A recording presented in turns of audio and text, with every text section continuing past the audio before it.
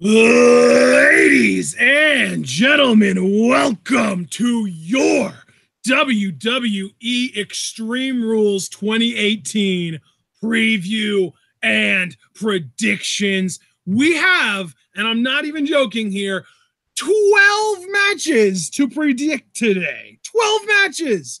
This is ridiculous. WWE is all about more is more. And we've got plenty to talk about today. So, John, I know you know what the card already is. Have it a little bit of a look over just to give yourself a little refresher and fill me in. What are you looking most forward to on this show? And, of course, what is your out of 10 rating for how excited you are about this show?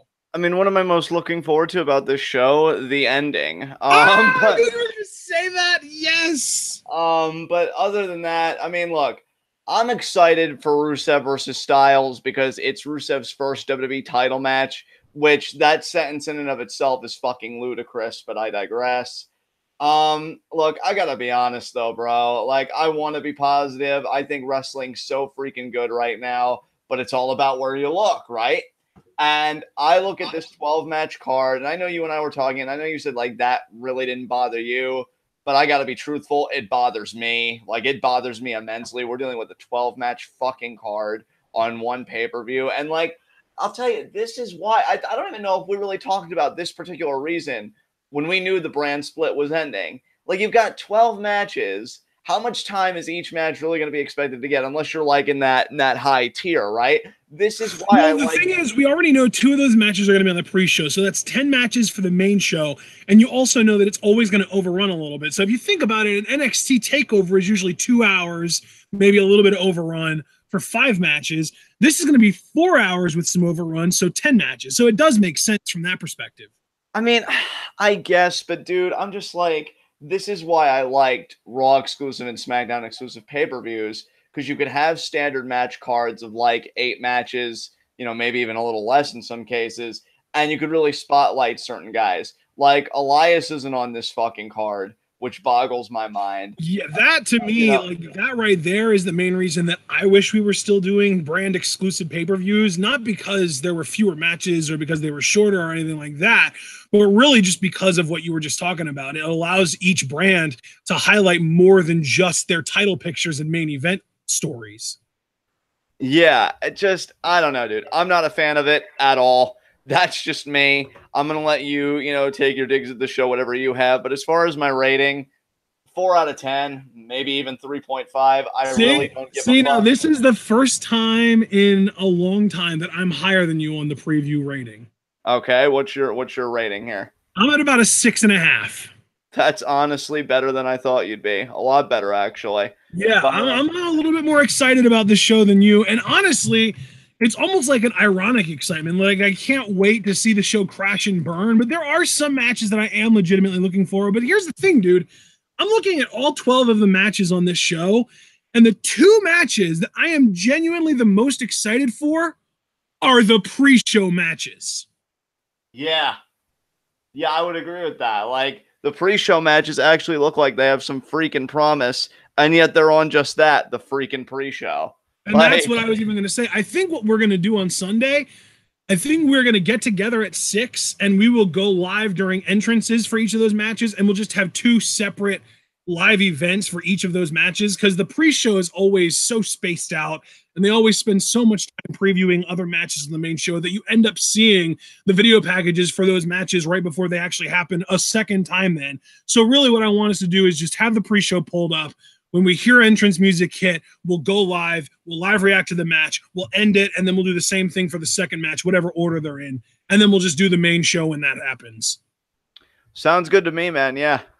Yeah, because I definitely want to live react to those 2 matches, because Cara versus Andrade is, I mean, we already saw a really nice little preview of it on SmackDown, which was great. And then New Day versus Sanity in a tables match, that, like, how is that not on the main card over Bálor Corbin? Are you fucking kidding me? Dude, I don't even fucking know, dude. I think I've got a lot of ranting in me about a lot of these matches. So when you're formally ready to get into this, we can, dude. Because let's go. All right, where are we starting? Well, we're gonna start with the pre-show: Andrade, Cien, Almas versus Cara. And I mean, I sure as hell hope they wouldn't do 50-50 booking with Andrade, so I'm gonna just pick him to win again. Yeah, that is one thing that worries me. Look, I like both guys. Yeah, I love, Hunico and Cara, even though it doesn't get featured much. And if you guys don't know how I feel about Andrade, well, then either you're very new to TwitWoW, in which case, welcome to your new favorite wrestling podcast. And I really don't know what the other reason could be. So there you go. I think he's the future. I think he's 28 years old, but I think WWE are taking his age for granted. Like they could just take their fucking time with him and like, oh, we don't have to push him right away. And no, you don't have to push him right away, but you should do fucking something. And the only reason I really don't like this match, if I'm honest with you, we already saw it on SmackDown. And the thing is, it wasn't even like a dirty finish. Like I could understand if Sin Cara like had Andrade on the ropes and maybe Zelina got on the apron, distracted the ref, and Andrade caught him with a roll up or something. But Andrade got the double knees in the corner and he got the 3 count off that. I really don't see where there's kind of like a story here. So I personally think it's a waste of time. However, at the same time, it's either this or Andrade doesn't get showcased, period. So obviously I'm going to choose Andrade being showcased, even if it's repetitive as fuck. He better win because I'm telling you, my psychological health is really, really being diminished with how they're handling Andrade here. Andrade for the win. There shouldn't be a discussion. There shouldn't be a debate. There shouldn't be any fucking cockamamie fantasy booking. It's straightforward. Have him fucking win the match and get on to something better, presumably the U.S. Championship, but we'll get to that later. Exactly. That's pretty much exactly where I am. And, I don't know if it's going to be the United States Championship, but I do genuinely just hope he moves on to bigger and better things. Absolutely, dude. Absolutely. All right, man. So up next, we are going to have our second and only other pre-show match, that being the New Day versus Sanity in a tables match. Now, what makes this interesting is that Sanity did lose their first match on the main roster to, I want to say, the Usos and just, Jeff Hardy? Yeah, that's correct. So that was a thing. So it's not like a case where SmackDown is overly concerned with protecting the new act by any means. But that being said, I still do think that Sanity's going to win, because this is kind of one of those matches where they can win and it doesn't really kill the credibility of the New Day, and the WWE will feel like it'll make Sanity feel like a bigger deal just because like they kind of make up for that loss. So I am going to pick Sanity to win, but it is tentative for sure. Yeah, I got to be honest. I really didn't understand the booking of Sanity from the get-go. And you had to know that it was going to be questionable when the debut was, like, stalled for as long as it was. And you're like, oh, God, well, sooner or later they're going to have to, let the proverbial bicycle go. And if it's going to crash into a bush, it's going to crash into a bush. And, yeah, them losing that 6-man tag, I didn't get it. I keep thinking about our initial thoughts about Sanity way back when they were an NXT idea and they were going to be unveiled. And we said that they should have just ran roughshod over everything, really be that chaos that they wanted to inject into the system, kind of like a modern NWO, but with a radically like different aesthetic and mindset, but still the same core concept. Like, we're outsiders, we're going to destabilize everything. And I see now on both brands that they've really like misfired here. Like, because I don't know, maybe I'm overestimating how I see Eric. I don't ever see, let me just clarify. Honestly, if you think about it, what we were kind of expecting, that's almost what they're doing with the Riot Squad on Raw now, the way they're just like going around backstage destroying everything. And hell, they even did the spray paint thing a couple weeks ago. So, the Riot Squad on Raw are getting more of an NWO-like treatment than Sanity ever has. Which I fucking love the Riot Squad. And believe me, I will be talking about them later. I've got a lot of rants today, and this show makes me very angry. Not backlash angry. I was telling everybody in Discord before we went live that I do as well. But, not backlash angry, but still angry. But to get back to my original point before that Riot Squad interlude, maybe I'm personally overestimating Eric Young here, and that's fine. The beauty of TWitWoW is we all get to share our opinions and whatnot. But to me, I never saw him as a world champion. But I did see him as like that heel that could like occasionally flirt with the upper mid card and get that occasional title shot. And like I expected Sanity to kind of run roughshod, and AJ being just such an amazing babyface this late in his career and being the world freaking champion, the story would be, well, how do I overcome first of all, the numerical odds of just like, 3 guys ganging up on me, but then 3 guys that are like this, the behemoth Killian Dane, Alexander Wolf that's just kind of out there, and then Eric Young, who's like, he's shrewd, but he's out there. And I don't know. I just really expected them to dominate. But then when you have them go and lose a 6-man match, a match that, quite honestly, they should kind of specialize in to me, you instantly kill any allure they have. For me personally, I can't speak for you or our chat, nor would I ever want to. But for me, it's already kind of dead. I really don't care about them. Maybe this win could kind of rehabilitate. I do expect them to win, and it should be a fun match. But my God, let's actually act like we give a shit about factions here. Can we all just get together and try a little bit? Just a little bit. So Dude, Sanity for the win. The thread between both Raw and SmackDown is that they do not give a single fuck about multi-man groups wrestling. They don't give a shit about tag teams. They don't give a shit about factions. They don't give a shit about you unless you are singles. Yeah, that's definitely true. But I've really said my piece again. I'm already got Sanity for the win. Is there anything else you want to say about this match? No, I don't think so. Like I said earlier, I'm expecting Sanity to win, but if the New Day were to win, it wouldn't surprise me as much as it should. All right, man. Let's move on to our next matchup. Well, now we get to the main show, and obviously with the main show, I always try to arrange it in order from least important to most important.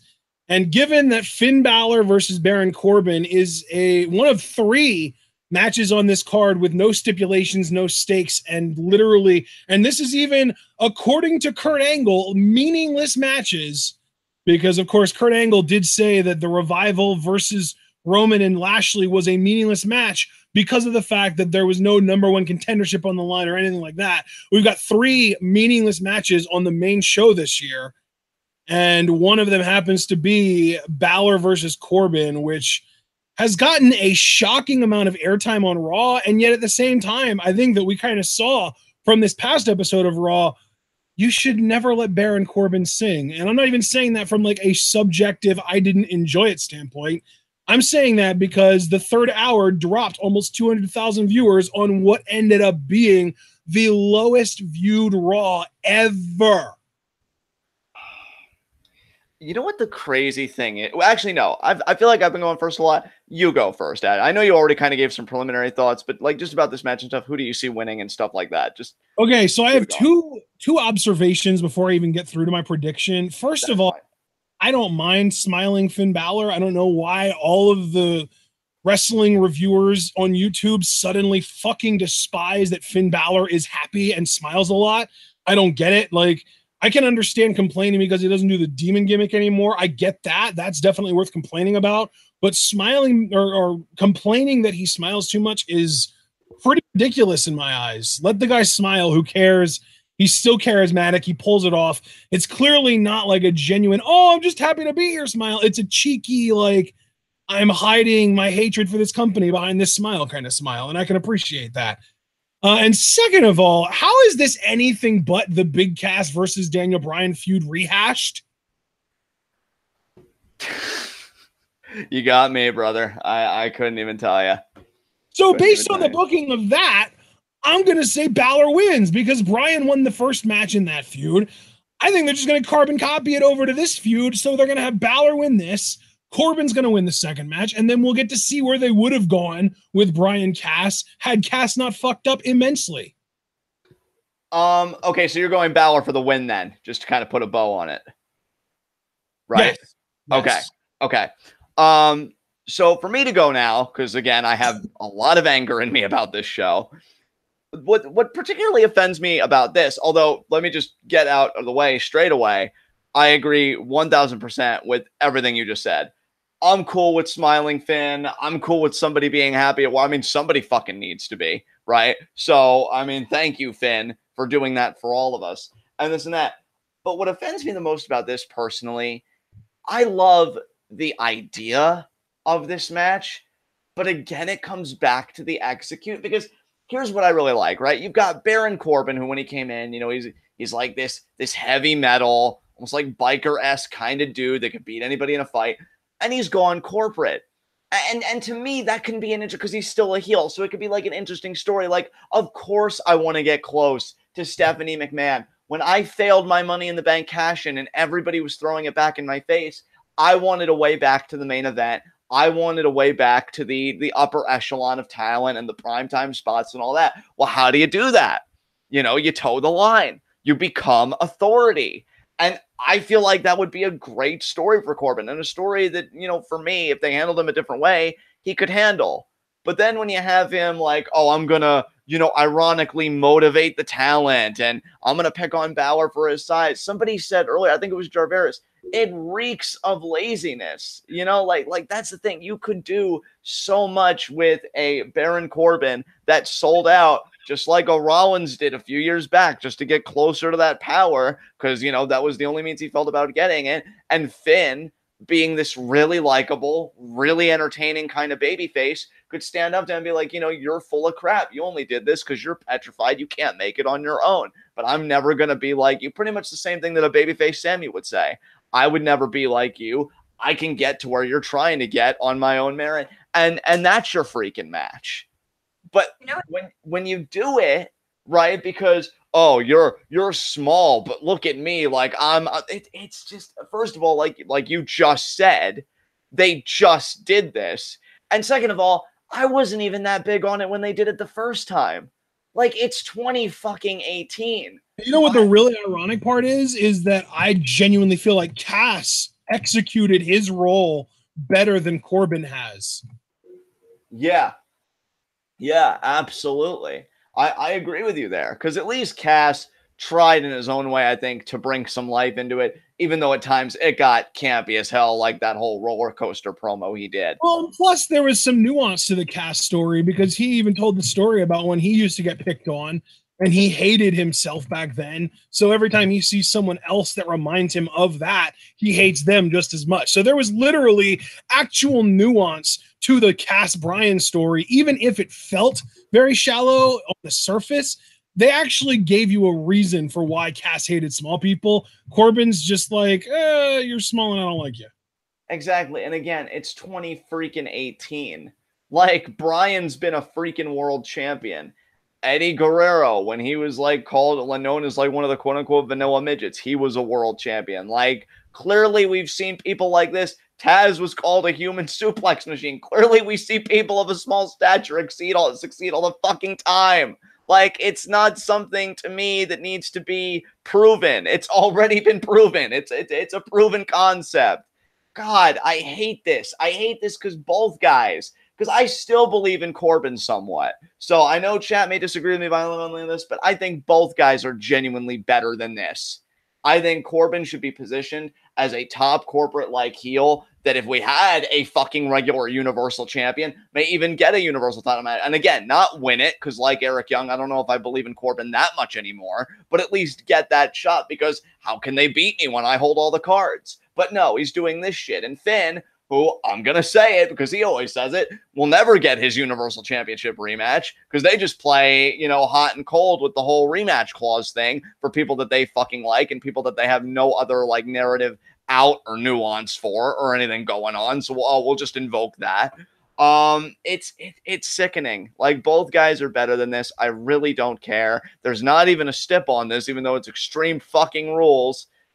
You know, honestly, they've treated Bálor like shit. I'm going to go with Corbin for the win here. Honestly, I have no reason to believe that Finn's going to win, because WWE just really has not really done anything for me to give a shit about him. And that's really sad, honestly. And that's the thing, though, dude, is really, it definitely feels like they haven't done much to give us reason to give a shit about either one of these guys. But I think that, again, it's like a copy and paste of the Cass Bryan feud, which Bryan won the first match, and I was expecting for Cass then win the second match, and then we never got the rubber match because Cass got fired.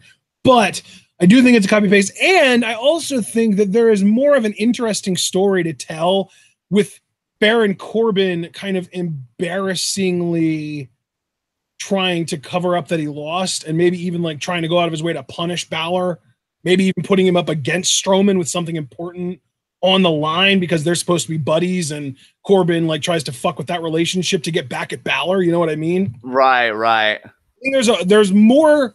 Maybe this is me thinking too outside of the box for WWE, because they're very lazy with the way that they tell stories. But I think that there's more creative potential in Corbin losing than just having the big man win. No, I definitely agree with you there. So we'll see. All right, man. Well, that was an interesting first main show discussion. So let's get to our second match. And that's right, guys. The second match that we are going to talk about, because I do try and list these in order from least important to most important, is going to be Bobby Lashley versus Roman Reigns, even though the rumor is that this will actually main event this show. Why are we talking about it second? Because again, going by what Kurt Angle said, this match is meaningless. There's no stipulation. There are no stakes. It's not a number one contendership match. And because of that, John, I'm going to get this out of the way fast. I'm going to rip the Band-Aid off. I'm picking Bobby Lashley to win. And Roman's still going to get the title shot at SummerSlam. Yeah. Oh my God. Again, much like the prior match, I hate everything about this. I bet you copy paste that response to a lot of these matches. Because Jesus Christ. Bobby Lashley. Now, here's the thing. Again, I did not go back because I don't watch Impact Wrestling. You know this. Our chat knows this. I heard great things about heel Lashley. I'm still hoping we get to see it. That maybe a heel turn is the freaking answer. It's been an answer for babyface performers before. Maybe it's an answer for him. As a babyface, this dude is fucking garbage. Like garbage, okay? Puts me to fucking sleep. And Roman. Let's talk about Roman for the millionth time. And no, I'm not going to say he should turn heel or any of this stuff, because even though he should, nothing is going to be accomplished by saying it for the billionth time. Instead, what I would like to take the company to task for this time is this idea that you can get sympathy for Roman Reigns. It's not going to work, guys.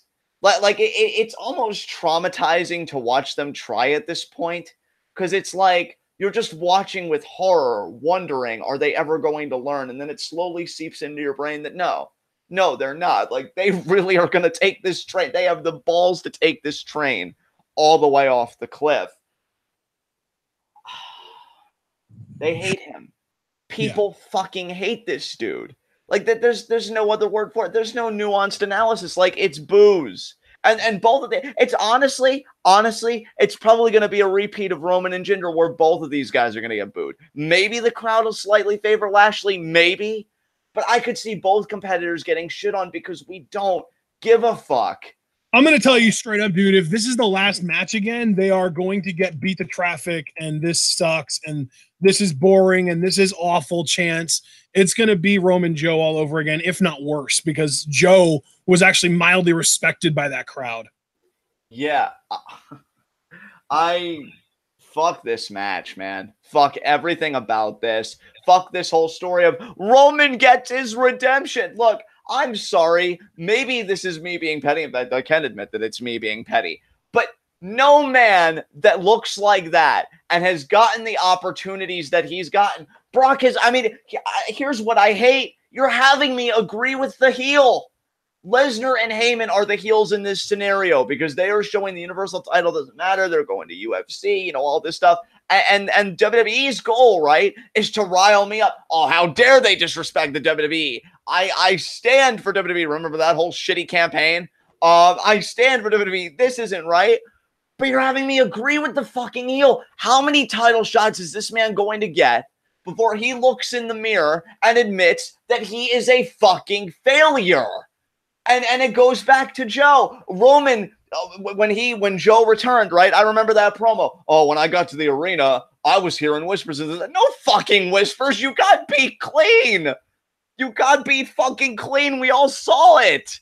And it's not. And that was the thing too, is that then after the actual match, fucking Michael Cole goes on this whole thing, and Vince was talking to him through the goddamn headset and shit. So it was obviously Vince, but Cole starts going on this whole thing with, oh, look at this, Brock's feet never touched the floor, Brock's feet, Roman should have won, blah, blah, blah. But here's the thing, guys, if you actually watch the ending of that cage match from the Greatest Royal Rumble, Brock stood up and walked away before Roman's right foot ever touched the floor. Roman's right foot was caught up in the ring skirt before he ended up actually beating Brock. Like, that's the thing. Brock landed on the cage wall, but Roman's foot was hung up in the ring skirt while Brock stood up and walked away. So Brock still won. So their entire argument for the whole, Roman should have won the match, Roman is the rightful champion, is based on a lie. Which, I mean, just by virtue of that, like, I'm almost rooting, like, this match pains me. It physically fucking hurts me because just by virtue of Roman exhausting his title shots, okay, Lashley should win here. And he should get the title shot at SummerSlam, mainly because I'll call my shot fucking early. I know this isn't SummerSlam preview predictions. I see Strowman cashing in. I absolutely 100% see him cashing in and being Universal Champion, and Strowman is Universal Champion. That's right with me. That's a world I can happily fucking live in. So you know what? Lashley should fucking win this. He should get the title shot, and it's not going to fucking matter anyway because Strowman's going to cash in. But because of that last point, that none of this fucking matters, WWE, stop fucking teasing us. Just give Roman the fucking win and give him the title shot anyway. I honestly don't care. I have never seen such a horrendously handled character that's supposed to be a main, like, poster boy type character in my life. I mean, we could talk about John Cena. At least with John Cena, you knew what you were getting, right? And I don't think they ever really tried to get blood from a stone like this. I don't think, because I remember the Cena era, I don't ever think it was this bad. And maybe I'm colored by revisionist history and bias. That's entirely possible. I don't ever remember them being this desperate. Like, yeah, typical heel heat. Oh, the heel attacked him. Oh, what shape is he going to be in before the paper? But that's like 101. But never to the point of, is there a conspiracy? Are other powers trying to stop? Never that bad. Never. And it's so fucking disingenuous. Like, it's fucking laughable. This match is garbage. This match is perfectly emblematic of this entire pay-per-view and why my hype is as low as it is. Fuck this match. Roman Reigns for the fucking win, even though in truth, you're probably right that Lashley's going to win, but it's not going to fucking matter because also what you said, Roman's going to get the title shot anyway. So I might as well just go the cleanest fucking path. Roman wins and gets his title shot next month. And I just fuck this match. Again, though, I do have to re-emphasize that they have they never even really implied that this match is a number one contendership match. And that's why I'm picking Lashley, because this match is literally meaningless. And Dragon Man X90 in chat even just said this match is pointless. And yeah, it really is. There is no reason for this match to be happening. And the thing is, they have built this entire match on just these guys kind of mildly not liking each other a little. Yeah. There's no... Here's the ironic thing, though, John. This entire match, the build started when Roman wanted a title shot and Bobby Lashley decided that Roman didn't deserve another title shot. So they're fighting over who deserves the title shot more, and yet it's not the number one contenders match. How does this happen? Exactly how. I will tell you exactly how. Because Vince McMahon doesn't want Roman to win so much because he thinks that Roman winning all the time is why people hate him. So he wants Roman to be able to lose, but he doesn't want Bobby Lashley to get the title shot. He still wants Roman to get the title shot. So he's going to have Roman lose this meaningless match with no stipulation and no stakes. And then Roman is going to, quote unquote, come back, even though there's nothing to really come back from when you're main eventing a show that also has a WWE championship match on it, and win contendership somehow else. Like maybe they do that 6-pack challenge that they were talking about possibly doing at Extreme Rules, only this time they do it on television building up to SummerSlam instead of at the pay-per-view. Maybe there's a tournament, maybe there's a battle royal, but no matter how they determine contendership, Roman's gonna fucking go over. Dude, I just have one more thing to say. By the way, I appreciate you needing to say something else, but I want to get one more thing out that I've been in for a while now. Can I just say, I fucking love how this entire story, if Lashley does win, this entire story is literally what CM Punk said about his match with the Shield at TLC a few years ago, incarnate. Because why? Because we want you to win, but we want you to make Roman look really strong. Well, why don't you just have Roman fucking win? No. See, we want you to win, but we want you to make Roman look really strong. That's exactly what this is. And you know what really pisses me off? Because I want to go back to a point I said at the beginning of this commentary. And first of all, I'm really glad you said what you said because I agree entirely. You took this convoluted, whack-ass path that nobody fucking believes in, right? Like, you don't believe it. I don't believe it. I don't think anybody in our chat, but like nobody believes any of this shit that they're trying to pull here with Roman and sympathy and all this stuff. Nobody believes it. And you were originally going to do a six-pack challenge that probably would have featured Elias, Seth in a better spot than the ICW, which I'll talk about that match when we get to it, and all these other guys.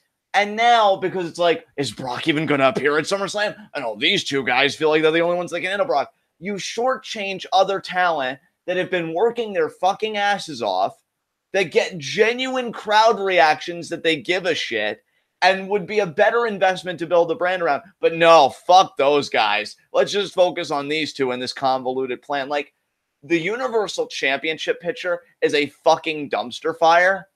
And what picture? There is no picture. There is Brock at the top of the mountain and nobody else in his sight or grasp.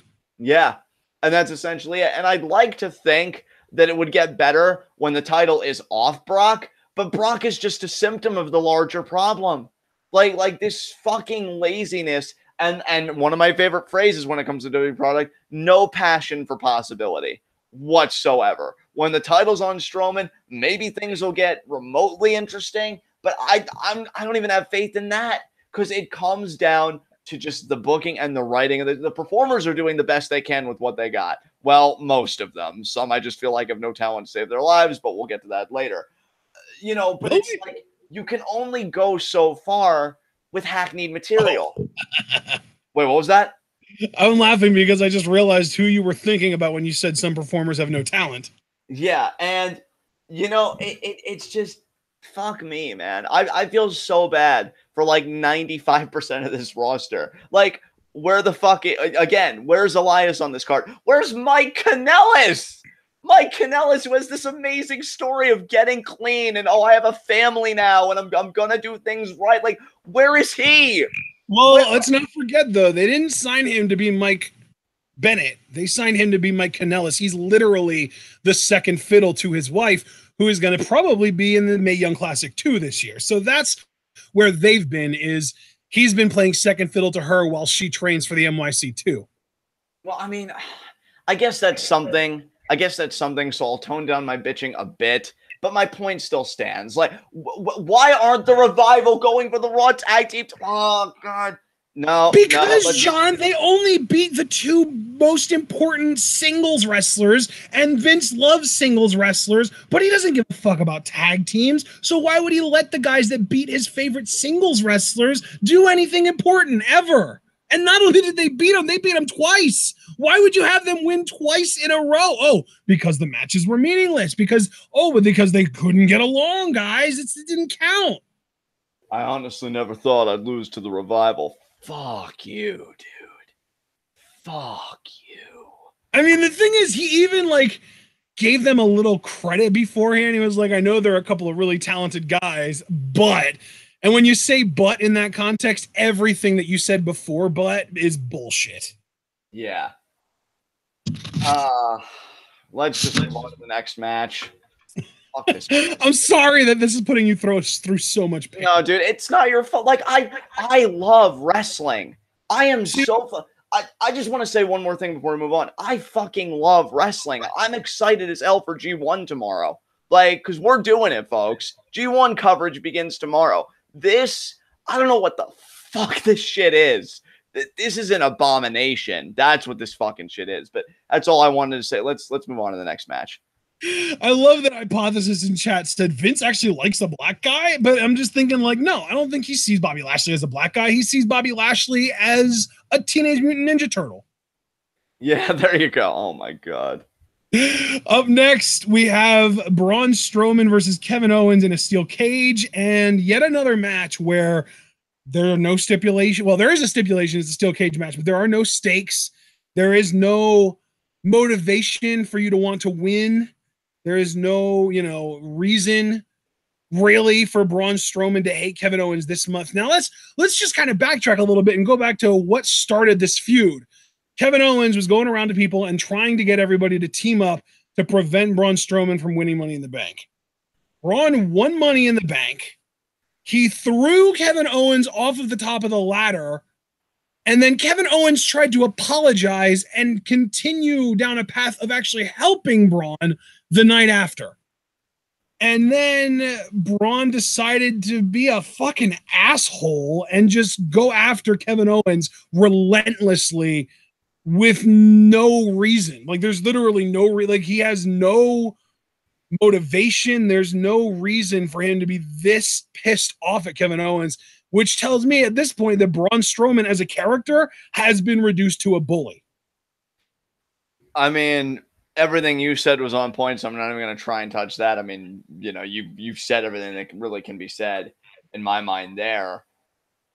You fucking neutered Kevin Owens, WWE. Like, I finally figured it out. You know, because you know that my fandom for Kevin Owens has been waning for a while now. And, like, I think back to what made me fall in love with him, because everybody knows, and I'm being 100% sincere about this, I've always been partial to heels because I love the idea that there can be a space where you can be heinous and this and that. And obviously you suffer repercussions, but not the kind of repercussions we're used to. You know, like you could be villainous, but you don't have to worry about the guy going to jail. Like you'll be able to laugh about it the next week. I mean, for fuck's sakes, Triple H ran Stone Cold Steve Austin over, you know, never saw a pair of handcuffs, right? That's why I love wrestling.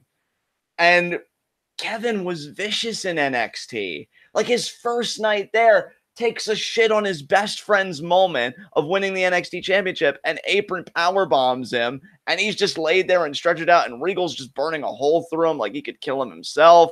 And it's great. It's great TV. And then you fast forward all the way here. And Kevin Owens has been reduced to being in a porta potty and being taken out with blue liquid all over him. I'm supposed to fucking fear this dude? This is Fight Owens fight?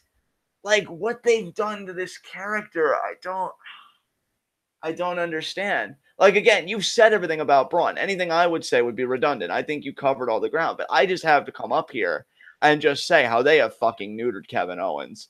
And there is nothing of narrative interest here. I'm honestly afraid, dude, in a way, that Kevin Owens has kind of become like a Bray Wyatt 2.0 for me.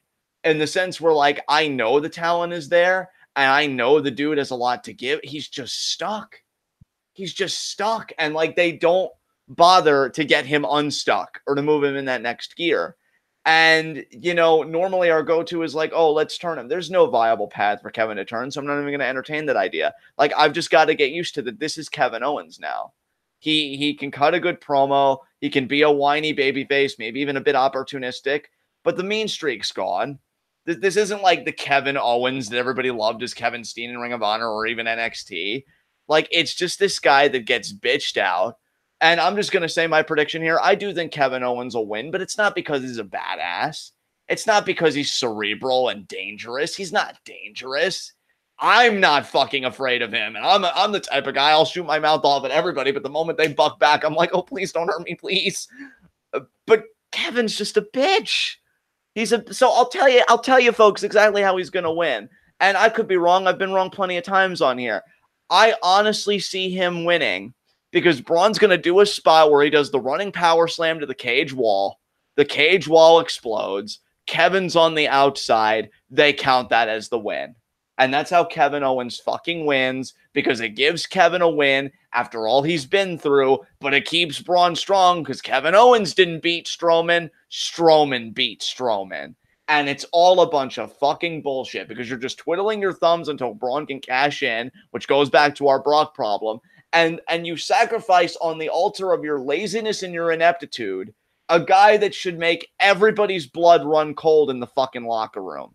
Like a character that you know when you step in there with him, sure, you could fight for a championship or fight for a big win, but you're putting your career at stake because he will not stop until he puts you down just completely.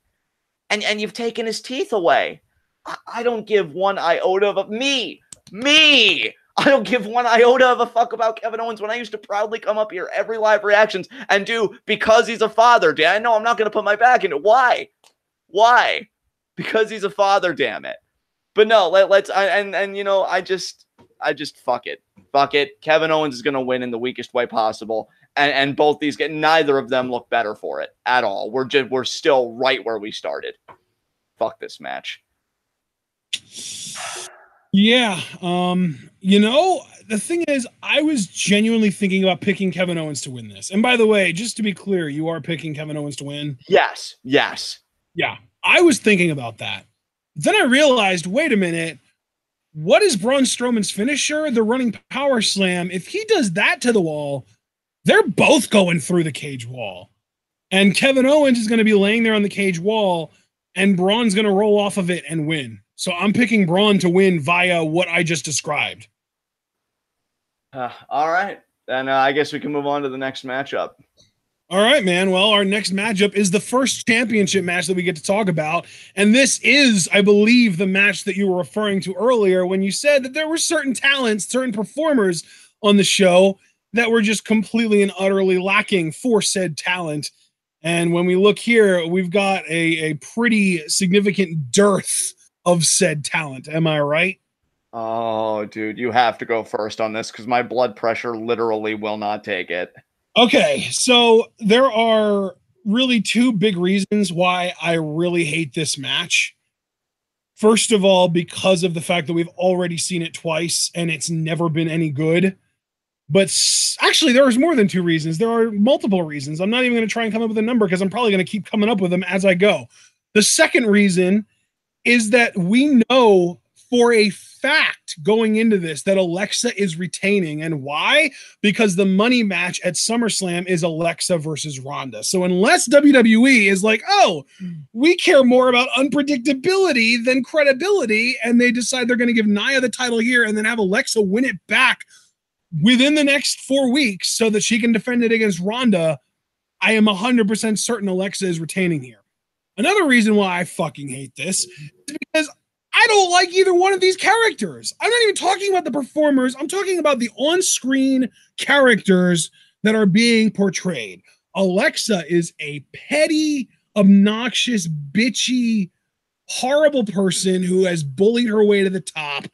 And Nia Jax is a fake bitch who pretended to be a victim until she got to the top and then became the bully anyway. Why would I cheer for her? Why would I like this character? I don't get it. So yeah, they're both awful. Alexa's gonna have to retain because her match with Ronda is what we're building to this entire time. Nia has been the third wheel this entire buildup because Ronda's suspension is the biggest story. Alexa versus Ronda is the second biggest story. And then, oh, here we've got this match that just happens to be going on at the next pay-per-view. Alexa Nia. Who cares? Alexa retained. Move on. You're up.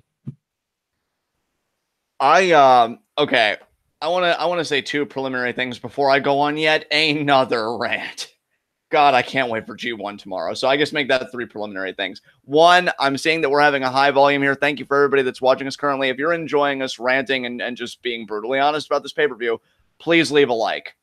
And the last thing is, I posted in the chat, I want to plug Mark Schoenemann's blog post on Alexa Bliss and the women's quote-unquote revolution, because that's really what inspired this forthcoming rant here. Mark, I freaking love your face. That'll be probably the last time I promote it. It's just really, really good. A long read, but worth it. I fucking hate these two so much. So much. Nia more than Alexa, if I'm truthful. For different reasons, but the hatred is so fierce, and it'll never die. Starting with Alexa, all the criticisms are odd. Why is she champion? Why is she still... Now, I know what the answer is. I know why. I'm asking in the more exasperated, I'm fucking tired, please put a bullet in my skull. Why is she still honestly, champion? Dude, I think that the easiest answer to that question that isn't just Vince thinks she's hot is... because they want someone hateable for Ronda to take the title off of at SummerSlam, and that's just their best bet. And that's fine. And fuck Ronda too, because that's another thing. Like, because she is going to be in attendance for this. This whole thing, you're so goddamn disingenuous. This whole fucking company is so disingenuous, and it leaves a really bad fucking taste in my mouth. Because you know what? Alexa, an Extreme Rules match, which... you can't use the Bayley story again, right? And that's why they did the Bayley story, because Alexa won't fucking bump. So you had to make Bayley, fucking Bayley, who is this amazing babyface and genuinely talented, you had to make her look lesser than dog shit because Alexa won't fucking bump. So Bayley can't get Extreme. We had to make her look like she doesn't have a hardcore bone in her body. Meanwhile, only a few weeks ago, she beat the ever-loving shit out of Sasha Banks. Yes, she can't get Extreme. But no, let's just sacrifice the credibility of a babyface on that altar. Now, why do I bring that up? Because that was so long ago. You can't use that out here. So either Nia squashes like Alexa in no time, or Alexa's going to have to fucking bump, and they're going to have a match, which probably wouldn't even be any better than the WrestleMania match, which I don't even fucking know why that got 10 minutes at all. But whatever. Or maybe Nia will get put in another angle where she has a mystery attacker, and then, maybe Alexa can win, which honestly, that wouldn't surprise me. Because how are they going to avoid this? How are they going to avoid Alexa getting exposed? That's really the only interesting question to me going into this match. And Nia fucking Jax. Jesus Christ. This woman who's related, like, who is nepotism, right? With The Rock and the whole Samoan dynasty. The charisma must have died at some point in the lineage. Because there is none fucking there. She comes out, right? And announces this Extreme Rules match. Now, I'm going to be very blunt here. And I apologize to anybody if like this is a bit forceful. I'm just going to say it like it is. This is a woman in Alexa Bliss that says she uses you. She more or less made fun of you for being fat, right? Because it's like, oh, she gobbled whatever the food was in front of the old woman in the moment of bliss. So she says she uses you. She says that you're pretty much worthless as a human being. Your only value is relative to what you can do for her. She calls you fat, more or less indirectly, but, fat shaming. And your promo delivery, where's the hatred? Where's the passion of, I'm finally going to get my hands on you? Again, I am colored by a certain era. I will never lie about that. I grew up in the ruthless aggression era. But when you heard Angle and Benoit talk about each other, or Shawn Michaels and Triple H, or hell, if we need a women's example, Lita and Trish, when you heard those people talk about each other, you could hear the animosity. You could hear the competitiveness. You could hear that, like, if I don't beat you, I would rather die. Because beating you is that important to me. I hate you so fucking much that the thought of losing to you, I would rather die. It makes me that sick. And Nia comes out and she's like, oh, well, I think it's time we end this. And I just visited Kurt Angle. And at Extreme Rules, ooh, I love this one. It's going to be an Extreme Rules match. Ashton, can I borrow your brain tumor, please? I'm dying over here, dude. Can I borrow your brain tumor and just shove it into my ear and just get it nice and snug in my brain so that at the exact moment her music hits and she does her saunter looking like what she envisions a badass to be, it can just explode and I can just die. Just die so peacefully in my fucking computer chair. You are the fucking worst. Somebody needs to look at you. Now, now you can call this scumbag or what. Somebody needs to look at this woman and tell her, stop. Just stop.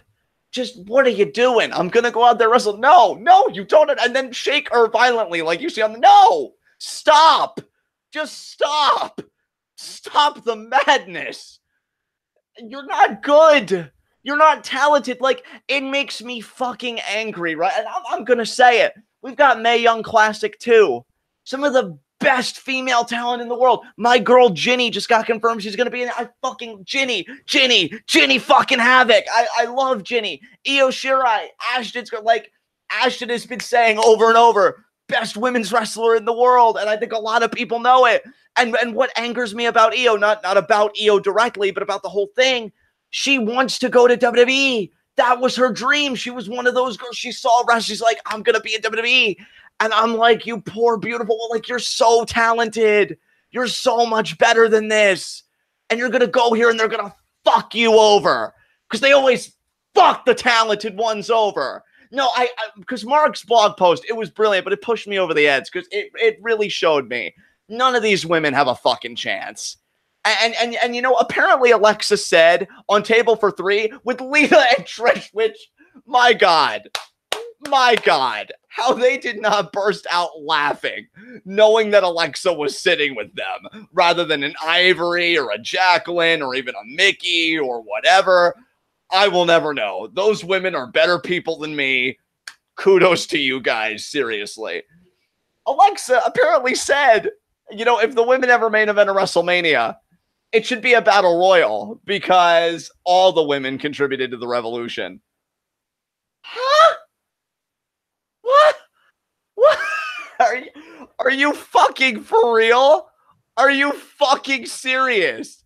We've got Sasha that, like, would kill herself to, like, have the greatest match possible. Has explicitly, like, expressed frustration, like, I don't know why they trust me as a champion, which breaks my fucking heart. You're giving the poor woman a complex. You've got Ruby Riott. Granted, she's injured right now. You've got Ruby Riott with a faction, right, that's looking legitimate right now. And Ruby's fucking good at what she does. Like, I've grown into a huge Ruby Riott fan. But because of Alexa, Nia, and fucking Ronda, who I wish she would have taken a note from her friend Shayna Baszler and done the you fucking love the business so much, pay your fucking dues. You love the business so much, go through the process, learn. Don't learn on the job, fucking learn. Do you think, I know this is a weird parallel, but do you think, Ashton, that, like, when I got into philosophy, right, I went into the biggest place and I said, publish me. You fucking work at the things you love. That's what love fucking is. You don't just get handed shit. Love is sacrifice. Love is work. Where's the love here? Where's the love? I don't see it.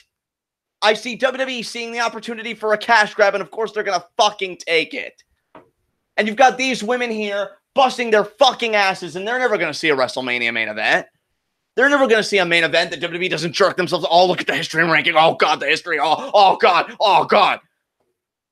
It's never going to mean anything. And fucking Io, she wants to work here.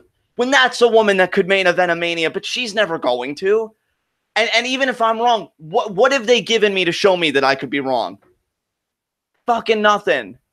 And these two women with Ronda in attendance, it's emblematic of everything I fucking hate about this whole thing. Because don't act like it's anything other than you jerking yourself off and making a big moment for Ronda. And the only reason you're making a big moment for Ronda isn't because she did a fucking thing for the revolution. It's because she's your fucking cash grab. And I'd really appreciate not being fucking insulted and lied to like you care about women when you fucking don't. Stop saying you care about women when you fucking don't.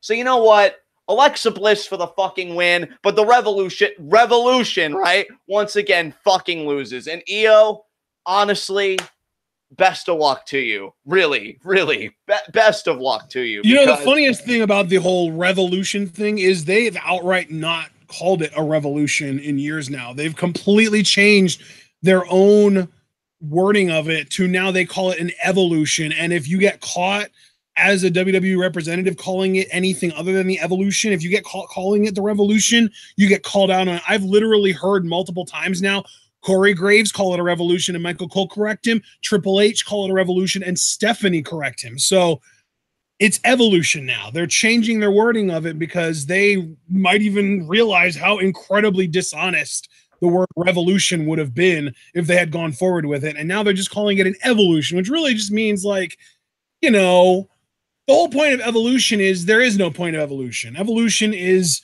random things, and if they benefit you, you keep them, and if they prevent you from being able to survive and mate, then you don't keep them as a species.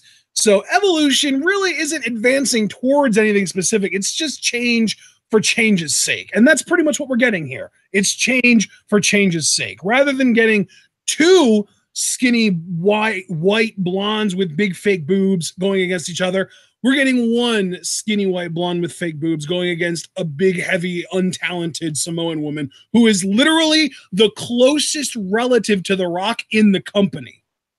And the crazy thing is, it didn't have to fucking be this way. To me, Nia's got no talent whatsoever. I don't care for her. I'd give her the axe. Alexa, honestly, I'd keep. I do think she's a genuine promo, but she's way overexposed and way overpushed. Honestly, I think her best time was when she was a valet for Blake and Murphy. Like, she could be a great female manager like Zelina is. And the ironic thing is we know Zelina can wrestle. I don't know if any of that ability, like if ring rust or whatever, but we know that she can go in there. I think Alexa's a good promo. It's just, you know why you're overput. Like, you should have some awareness. Come on now. Don't lie to yourself. That's just horrible. But you know what? I'm just so fucking angry because it didn't have to fucking be this way. And we know what this is really about. And I know we had some fans disagree. Like, Alex Walsh, you know, that's fine. That's fine. I hate everything about this. And I can't lie about how I feel. I think this is garbage. I think the women deserve better than this. I think it's an insult to everybody that wanted the women to have better than this. And WWE, it's shameful that they're trying to act like it's something other than what we all know it is. So Alexa Bliss for the win. Ronda's probably going to win at SummerSlam, and the wheel just keeps on turning, and all of our cries just go into the void. So there you go. So we're both picking Alexa to retain. Yeah. To succinctly sum up the last 25 minutes of ranting. Okay. Right, next up, we've got the DelEaters of Worlds versus the B Team. I don't even have anything in me to rant about this. We've already gotten our why the fuck are the Revival not doing anything rant out of the way. So I'm just going to go ahead and pick DelEaters of Worlds to retain. I'm going to agree with you. I like B Team to start, but I think, again, they just pushed their luck, I think, with these guys. Tried to do too much. I think Bo and Kurt are two very talented guys. Over DelEater of Worlds, I have been for a while, but I don't think their reign is over, so they're going to retain.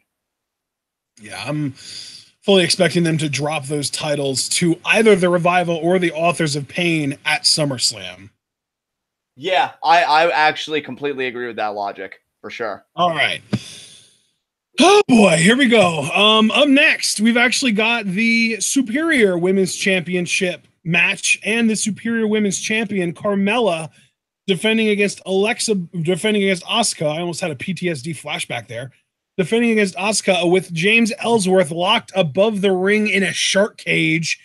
I gotta tell you, man, I know that we have been hard hammering on Carmella versus Becky for the title at SummerSlam. Carmella, Becky. But I gotta tell you, man, the way that they have formatted and structured this match, I'm picking Asuka to win the title, and I think we're going to get Asuka versus Becky for the title at SummerSlam, and they are going to miss out on the best storytelling beat that they could have had in the women's division since Sasha Charlotte. Yeah, I know you told that to me in conversation a few nights back. Now, I'm actually not going to rant about this. This is one of the matches where I'm not going to rant because I like Carmella as champion. I think people personally have been way too hard on her, and again... Yeah, like, the thing is, if you compare Carmella to Alexa... they have the same strength, which is like their expressiveness, their facial expressions, the body language, and the promos and the acting and stuff. But I think Carmella is so much better at everything else than Alexa. Carmella is a really good seller. Carmella is a good bumper. Carmella is actually obviously not the best in the ring, but undoubtedly better than Alexa in the ring. And I also think Carmella is a better overall athlete than Alexa. And if you don't believe me there, try and remember that Carmella was a dancer, a professional dancer for the Phoenix Suns before coming to WWE. So she has professional dancing experience. So she does have at least a modicum of athleticism, which, I mean, Alexa's got the gymnast background as well, so we can't discount that. But I think Carmella's a little more athletic. I think she moves better in the ring. And obviously, we've already established that she actually does bump relatively well and sells and stuff. So I think Carmella is a much better overall talent than Alexa. And people that just group them into one bucket because they're both more kind of favored for their look and promo over their wrestling skill are very shallow, in my opinion. I think that that's a very shallow thing to do because there are pretty significant differences in the two of them. And I think that those differences are significant enough that it's entirely within reason to dislike Alexa for her unwillingness to bump and sell and put people over, and like Carmella for her willingness to do all of those things. Absolutely. Here's my thing with this. I can understand people's frustrations with Asuka's booking. I get it, because you go from her being like the epicenter of the women's division on NXT, and not just of the women's division, I would say one of the main parts of NXT as a whole after a time, to her getting in a double count out with James Ellsworth. I understand the frustration. I do. And I understand that Asuka's only being booked this way for like narrative convenience, right? Because it fits the mold of the story that they're trying to tell.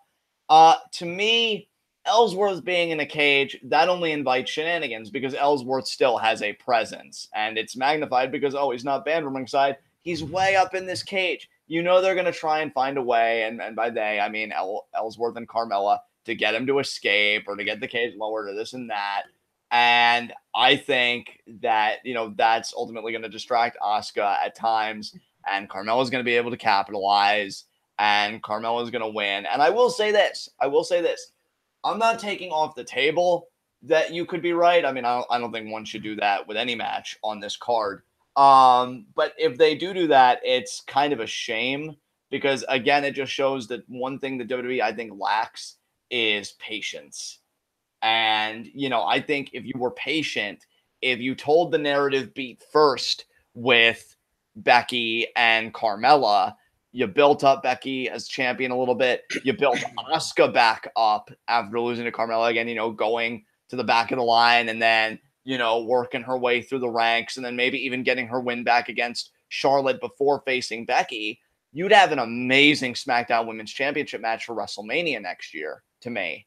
Like, I think Becky Asuka is WrestleMania worthy. I don't know how many people agree with me on that. That's the caliber that I see that match. And it could also be worthy for a SummerSlam. If there was a prior story heading into it, I'd be all for it. But it's very clear that the Carmella-Becky story has priority. Doesn't mean that WWE will give it priority, but I think that's really guiding me here. So I am going to go with Carmella to retain. And I hope that Becky versus Asuka happens, but just at WrestleMania, because I think at SummerSlam, it should be Becky Carmella, and Becky should go over to begin her second reign as SmackDown Women's Champion. See, that's where we run into a problem because, I hope you're right. I hope Carmella does retain here because that would make it a lot more likely that Becky would take the title off of her at SummerSlam. So, granted, it would do a little more damage to Asuka, but I'm sure they would be able to protect her using Ellsworth as kind of an excuse. But just the way they're telling the story and the way that this whole thing is based on just Asuka, like, once I get my hands on you kind of thing, I have to stick with my pick. I got to go with Asuka to win. I'm hoping right. As far as like an emotional pick, I'm genuinely going to be rooting for Carmella to win because that means that it is very likely that Becky wins the title at SummerSlam. But I think Asuka's going to win. And that's the thing, John, is if Asuka does win the title, I find it very, very unlikely that Becky would take it off of her a month down the road. And I agree with you on all of that. Let me just ask you one more question before we move on. Sure. If I am right, because if you're right, then there's no need to rock the boat, right? Asuka's champion. But if Carmella wins, I mean, do we turn Asuka heel at that point to keep it fresh? What would you do with the Asuka character by then? Because I do think a lot of people would be like fucking furious. You know what I mean? Like, oh, she lost to Carmella again. I guess. You would almost have to turn her heel because then Charlotte would be coming back and right.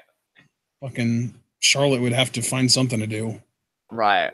So really the only actual credible heel on SmackDown other than Carmella. I mean, I can't really think of it. Can you think of something? I'm forgetting someone because the only heel I wouldn't really call the Iconics credible yet, which is unfortunate. Oh, the Icon! God, how sad is that I've already forgotten that they're even on SmackDown. And how sad is it that I can't even call them credible if I'm being truthful? Like, yeah. I mean, I love them. It wasn't that long ago that we read somewhere that Vince genuinely likes them. He sees them as like the second coming of Lay Cool, and he wants to push them. Like, what the hell happened to that? I guess that was a rumor we should have taken with a grain of salt. God damn it. But yeah, I mean, to me, I would love a heel Asuka versus face Becky at WrestleMania because it's like the ultimate good guy versus like the most credible and legitimate bad guy. And yeah, to me, that's just a story that's got me salivating. I highly doubt WWE will tell it, but we'll see which one of us is right, man, come Sunday. So it should be interesting. All right, man. Well, I guess we can move on. Up next, we do have the SmackDown Tag Team Championships on the line.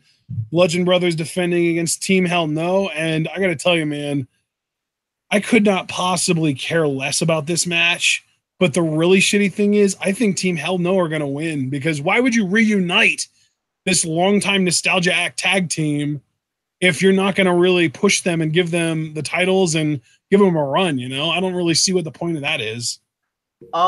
Here's the thing, dude. I don't know if they're just doing it, they being WWE, because if Bryan isn't going to stay with the company, which he's being advertised for events long after his contract expiration date. So I don't know if that's indicative of anything or if that's just WWE like putting on a charade while they're still trying to work things out internally. I don't know. But another glaring omission besides Elias, who I've already ranted about on this card, Miz isn't on this card.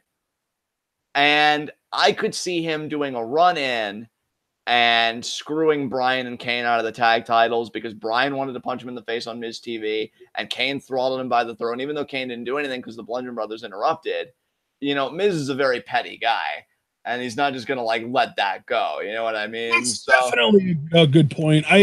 Maybe the reason that I didn't even think of that is because I didn't see that segment on SmackDown. I actually showed up late to that SmackDown. Right. So I see Bludgeon Brothers retaining because Miz is going to screw Kane and Bryan. But I will say, like, and this is nothing against Bryan or Kane, who, like, he's doing his best. I mean, he clearly loves the business still. Like, if he's doing stuff like this while running for political office at the same time, I do feel bad for the Bludgeon Brothers here because, like, I don't know. You know, we were so excited about them when they came in.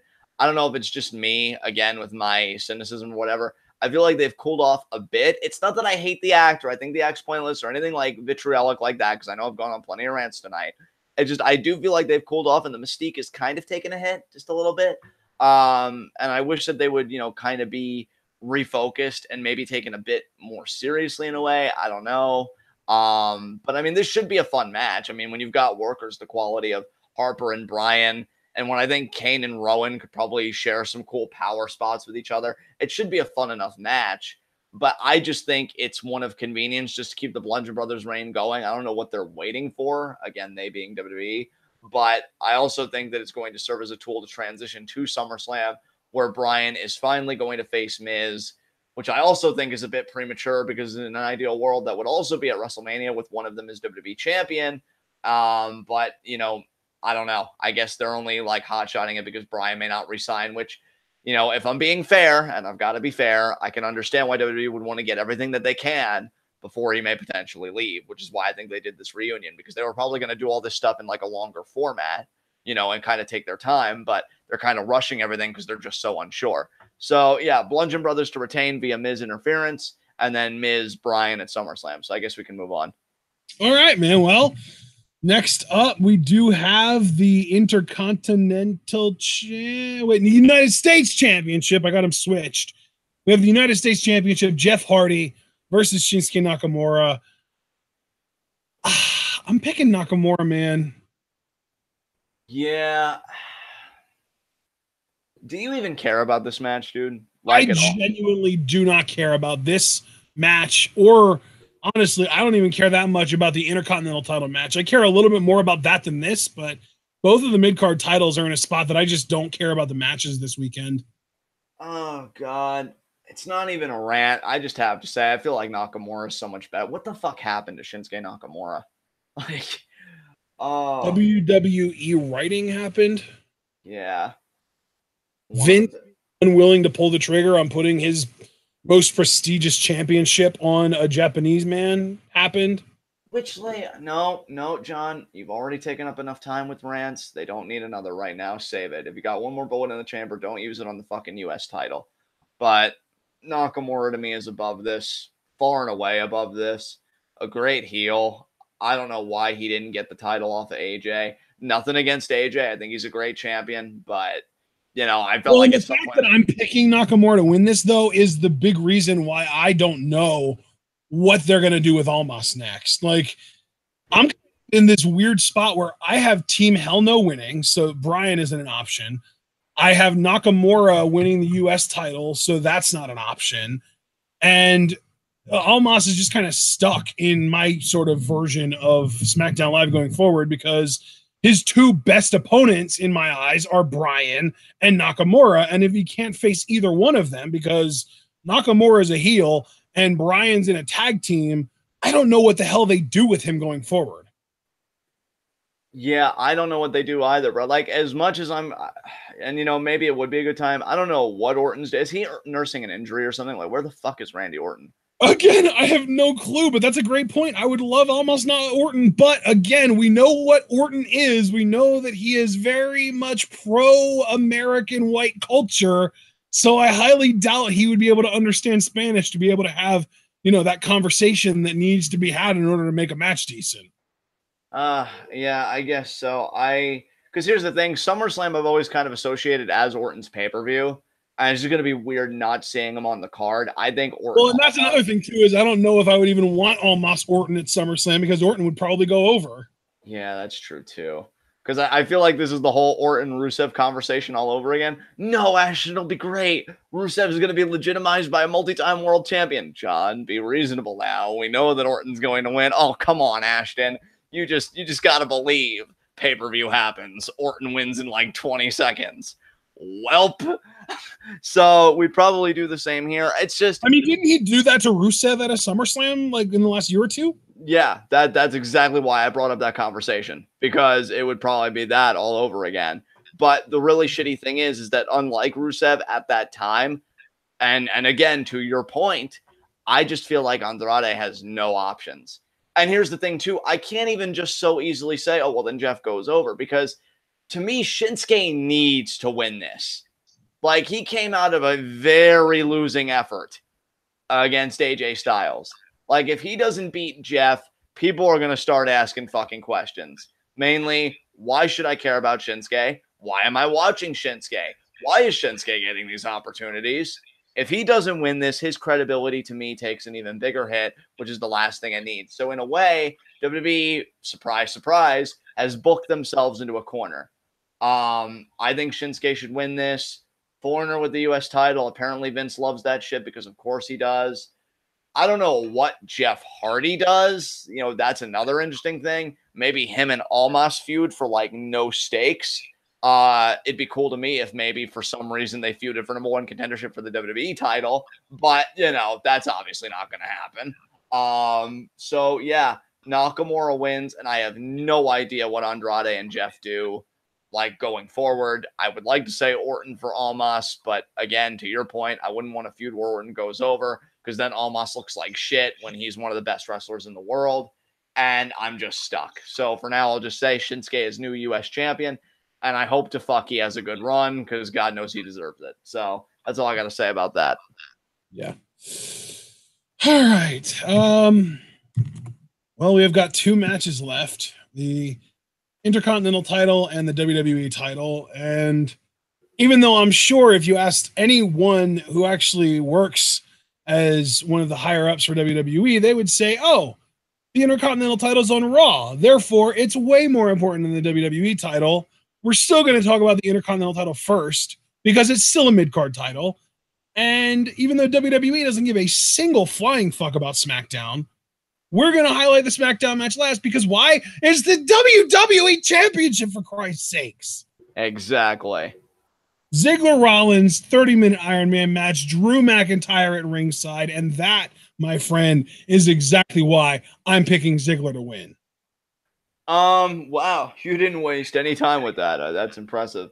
I'll also add, yeah, even though these guys had like a 30-plus minute match on Raw just a couple of weeks ago, I still think that this is going to end being like 5-4 or some stupid shit like that, where there are just way too many falls for a 30-minute match, given that we literally just got a 30-minute match between these guys with one fall just a couple weeks ago.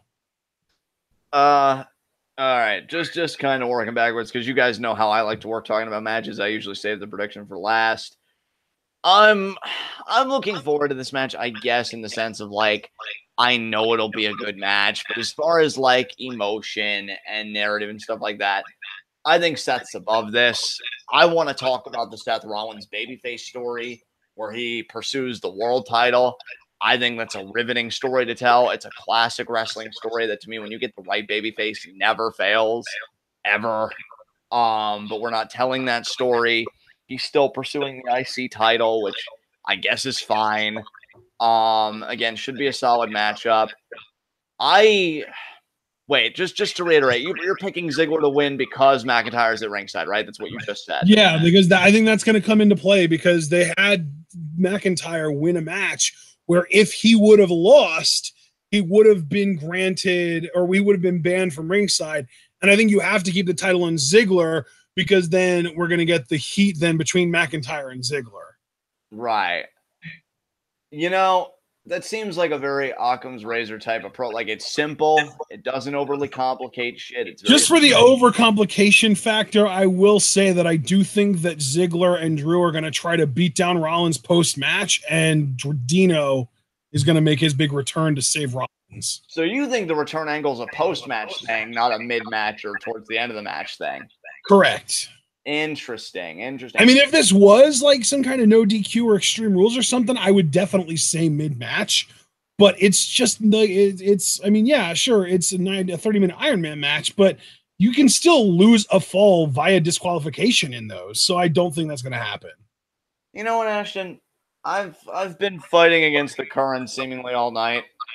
That logic seems sound to me, because I'd like to say that I think the return would help Rollins win. I just want to cut you off for a minute just to say this is the most exhausted I feel like I've heard you sound talking about a WWE pay-per-view in months. Yeah, this product really sucks to me. Which is a shame, because the talent on it is quality for the most part.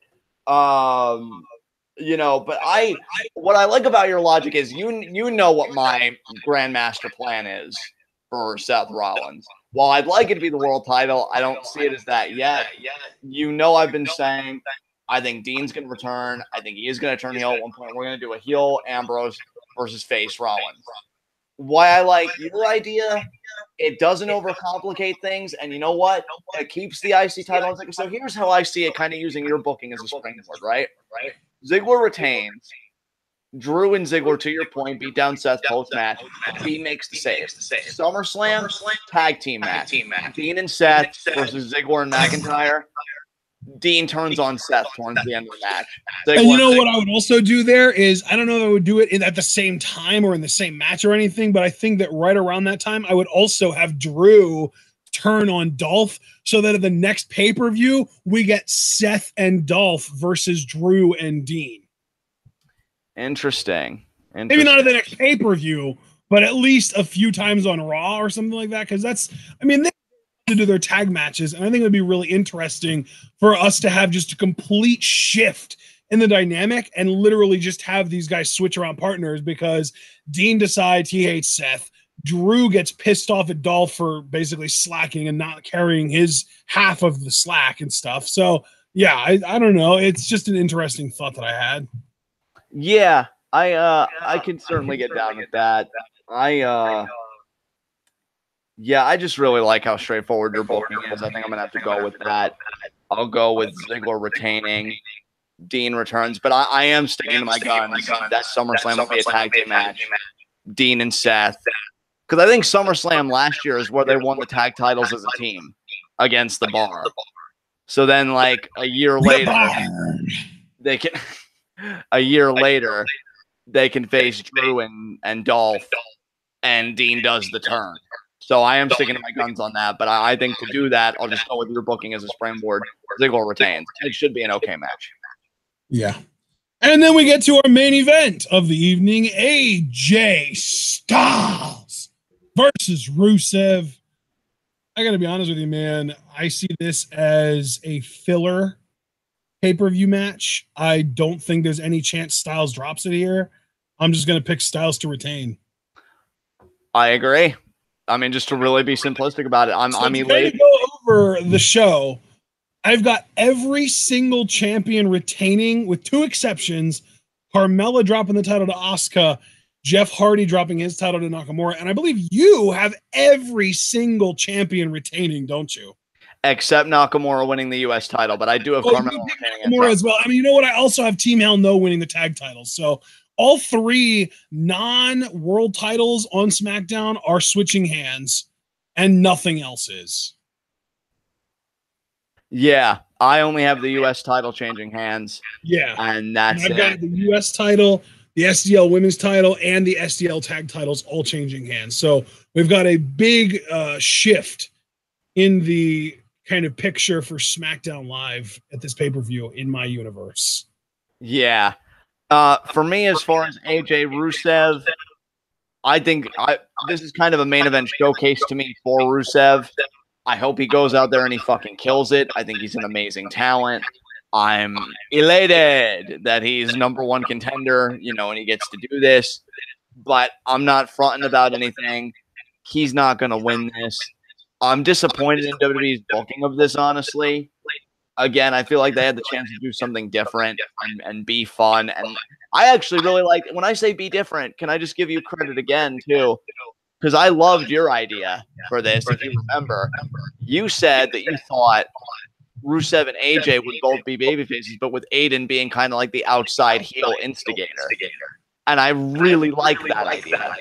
And I wish WWE liked that idea too. Because then when Rusev came up short, you could even have Aiden kind of look at him disgust, like, wow, I hitched myself into this wagon, and then kind of walk off. And then you could really begin Rusev's run as a solo babyface, and Aiden could just go back to being the heel mid-card guy that he's always been. But unfortunately, they didn't do that. Because I think they're trying to sabotage Rusev Day. So I guess I'm the one that needs to wear a tinfoil hat now. But AJ's going to win. My only question for you is, does Samoa Joe attack AJ post-match, or what do we do here? No, I don't think so. I think that this is just going to be a clean AJ win. And then, yeah, that's just it. We just move on, and Joe will challenge AJ the following SmackDown. And, yeah, so that's all I really got to say about this. That rounds it out for our Extreme Rules preview and predictions. So thank you to everybody that came out to join us. And please, on the way out, if you could leave a like. That's all I really got to say about this. And $5 from Chris Venegas. The WWE title held by guys like Austin, Hogan, Rock Savage is treated like a mid-card belt. Yeah, I know. It's pretty terrible. And guys, I've been reading all your comments about an Echo. I really don't know what to do about it here. Now I'm not hearing it because I think Ash has his mic muted on his side. So maybe it's something on his end. I don't know. I apologize. I really don't know what to do about it here from this thing, because Google Hangouts, I don't really know what the options are.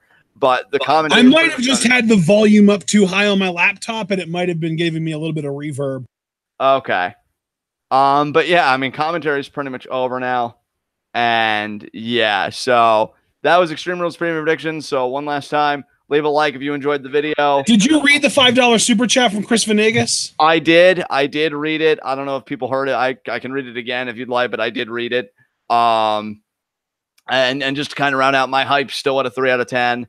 Fuck this show. I'm just looking forward to G1. I'm not even going to say that I'm looking forward to SummerSlam, because I used to say that I just look towards the next WWE pay-per-view. No, I'm looking forward to them showing me why I should care about pay-per-views. I don't. And I think NXT and 205 Live are the best WWE products going right now. And I'm just going to keep enjoying those for as much as I can. And I'm just looking straight ahead to G1 tomorrow and Lucha Underground every Wednesday and stuff like that, because that makes me happy. So, yeah, hype is still 3 out of 10.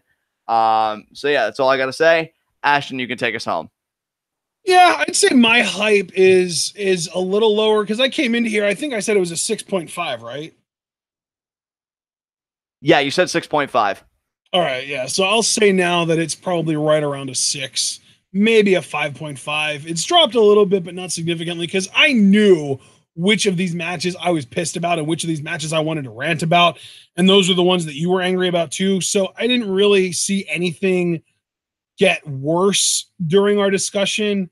I really, the ironic thing is, it's on the pre-show, but the most interesting story coming out of this show is, what does Andrade, Cien, Almas do next? That's my big thing, is I want to know what is next for Almas. If Nakamura doesn't win the US title, I genuinely hope Almas goes after that. I hope he goes after Hardy and wins the title from him at SummerSlam.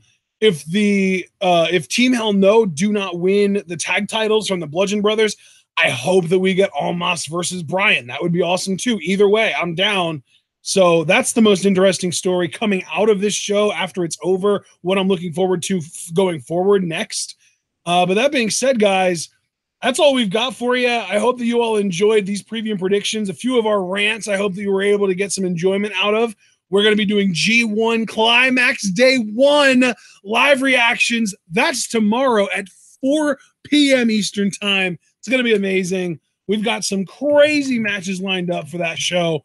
I know for a fact that the main event of Day 2, or Day 1, I mean, is going to be Okada versus Jay White. I'm looking forward a little bit because Day 2 just looks amazing because that's got like Naito Omega and Ibushi Sabre and shit like that. But even Day 1, we do have Ishii, or shit, I'm looking at Day 2 again, damn it. Day 1, Makabe versus Yoshihashi, Fale versus Hangman Page, Elgin Evil, Tanahashi Suzuki, Okada White. Those are our matches for tomorrow. Those are what we're going to be live reacting to tomorrow. And then, of course, Sunday, we will be back with our live reactions to Extreme Rules. John already went through all of our plugs and reminding you guys to like the video and all that fun stuff. So I'm going to close it out here. If you want to support us, you can do so by buying our merch on Teespring, donating to the Patreon, sharing this video with all your wrestling fan friends. Let them in on the best kept secret in the YouTube wrestling community. We are the workhorses of the YWC. And it's only just begun, folks, because the next month and a half is going to be absolutely insane. Pure content injected straight into your veins. We hope you don't mind a little bit of scarring, but it's going to be worth it. We will see you all tomorrow afternoon, or if you're only here for WWE, we'll see you Sunday afternoon with live reactions to the pre-show matches and then the main show itself. It's going to be fun, whether the show's good or not, because if it's not, we'll make it fun. And we will see you all there, but you've got to remember to stay tuned.